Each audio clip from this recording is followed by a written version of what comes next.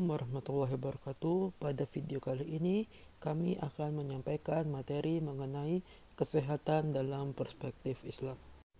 Baik teman-teman, Islam sangat menaruh perhatian yang besar terhadap dunia kesehatan karena kesehatan merupakan modal utama untuk bekerja, beribadah, dan melaksanakan aktivitas lainnya. Anjuran Islam untuk bersih juga menunjukkan obsesi Islam terhadap mewujudkan kesehatan masyarakat. Sebab kebersihan pangkal kesehatan dan kebersihan dipandang sebagai bagian dari iman. Itulah sebabnya ajaran Islam sangat melarang kita untuk hidup mengabaikan kebersihan, seperti buang kotoran dan sampah sembarangan, membuang sampah dan limbah di sungai atau sumur yang airnya tidak mengalir, dan Islam sangat menekankan kesucian atau al-taharah, yaitu kebersihan atau kesucian lahir dan batin. Dengan hidup bersih, maka kesehatan akan semakin terjaga. Selain bersumber dari perut sendiri, penyakit seringkali berasal dari lingkungan yang kotor. Ajaran Islam yang selalu menekankan agar kita setiap orang memakan makanan yang baik dan halal, menunjukkan apresiasi Islam terhadap kesehatan, sebab makanan merupakan salah satu penentu sehat tidaknya seseorang. Baiklah, selanjutnya apa sih yang dimaksud dengan kesehatan itu?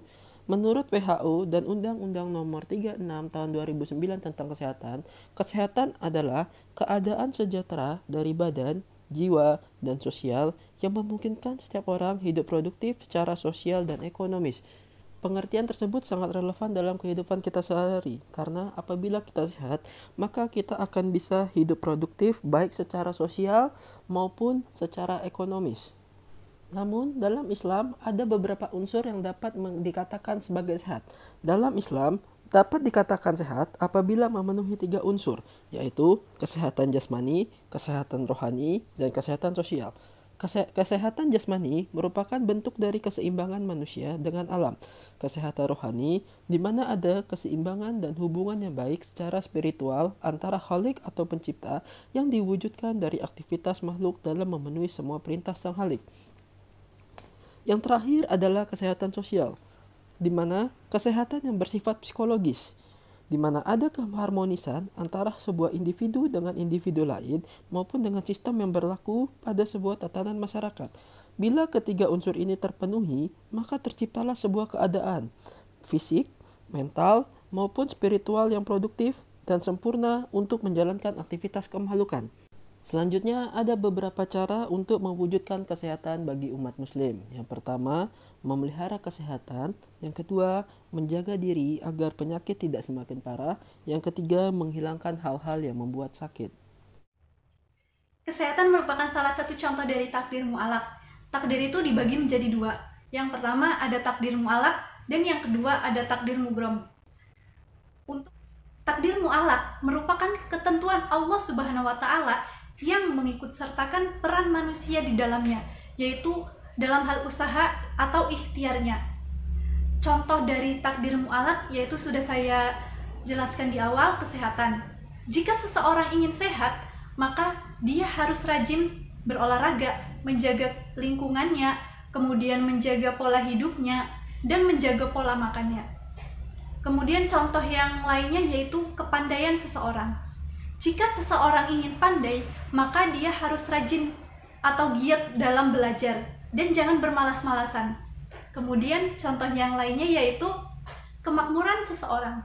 Jika seseorang ingin hidupnya makmur, maka dia harus giat atau rajin dalam bekerja. Harus ulet, kreatif, rajin, kemudian harus pantang menyerah, tetapi juga harus sesuai dengan porsinya. Jangan terus bekerja terus-menerus yang mengakibatkan nantinya tubuhnya akan sakit. Berikut penggalan dari Quran surat Ar-Ra'd ayat 11 yang artinya, sesungguhnya Allah tidak akan mengubah suatu kaum sebelum mereka mengubah keadaan diri mereka sendiri. Terlihat jelas bahwa pada ayat tersebut terdapat kandungan bahwa kita sebagai umat manusia harus berusaha terlebih dahulu, jangan mudah menyerah dengan keadaan. Kemudian selanjutnya yaitu takdir mubrom. Apa itu takdir mubrom? Takdir mubrom merupakan ketentuan Allah Subhanahu wa Ta'ala yang mutlak adanya, yang tidak dapat diubah. dan manusia tidak memiliki peran di dalamnya. Contoh dari takdir mubrom, apa itu? Yang pertama, contohnya yaitu panjang pendeknya usia manusia. Kemudian ajal manusia, jenis kelamin, kejadian kiamat, dan lain sebagainya yang tidak dapat diubah oleh manusia. Ibadah merupakan salah satu wujud dari seorang hamba untuk mendekatkan diri kepada Sang Penciptanya. Ibadah merupakan hal yang sangat penting bagi manusia. Tanpa adanya ibadah dan mendekatkan diri kepada Allah, maka manusia akan merasa hidupnya hampa, kesepian, kesengsaraan, kesedihan, kesulitan, dan lain sebagainya. Tetapi, dengan adanya ibadah, maka manusia akan mendapatkan banyak manfaat dan kebaikan. Salah satunya yaitu akan dilimpahkan rezekinya, akan diberikan kesehatan, juga ketenangan hidup. Dengan adanya ibadah, juga dapat dihapuskan segala dosa-dosanya.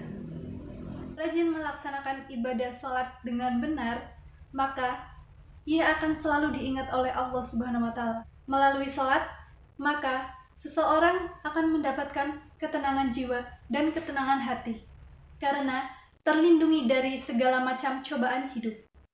Tidak hanya itu saja, sholat yang dilakukan dengan khusyuk dan ikhlas, maka kepribadian seseorang akan terbimbing dalam menyikapi berbagai macam persoalan hidup, seperti tidak mudah putus asa ketika merasa gagal. Dengan menjalankan ibadah sholat yang khusyuk, maka pikiran dan perasaannya terlepas dari urusan duniawi yang membuat dirinya terganggu. Jiwanya tenang dan merasa damai dalam hati.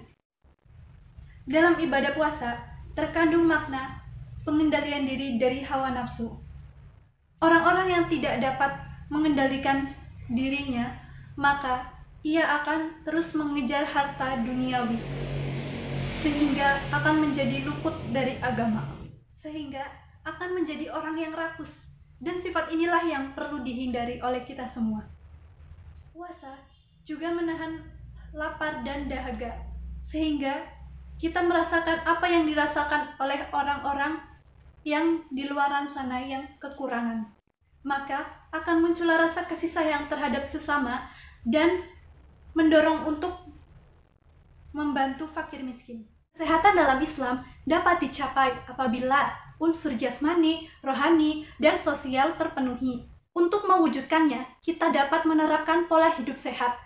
Dengan cara apa? Yaitu dengan menjaga kebersihan, dengan memelihara kesehatan, jaga diri agar penyakit tidak semakin parah, dan menghilangkan hal-hal yang membuat kita sakitnya. Hal tersebut merupakan perintah Allah Subhanahu wa Ta'ala yang sudah tertuang dalam ayat-ayat yang ada di dalam Al-Quran, serta menjadi perilaku dari Rasulullah SAW yang tertuang dalam beberapa hadis, sehingga kita sebagai umat muslim wajib menjalankannya secara baik dan benar.